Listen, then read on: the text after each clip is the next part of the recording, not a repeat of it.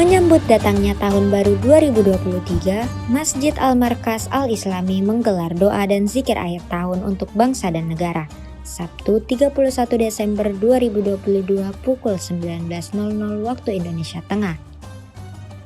Dalam kegiatan ini, tampak jamaah memadati Masjid Al-Markaz Al-Islami Makassar, baik itu pria maupun wanita sangat begitu antusias dengan kegiatan ini. Kegiatan ini sendiri sudah berlangsung selama 7 tahun lamanya dengan dimulai pada tahun 2016.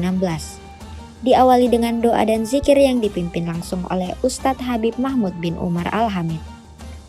Selanjutnya kegiatan dilanjut oleh dakwah dari Ustadz Habib Mahmud bin Umar Al-Hamid dan kegiatan ditutup dengan salat tasbih berjamaah.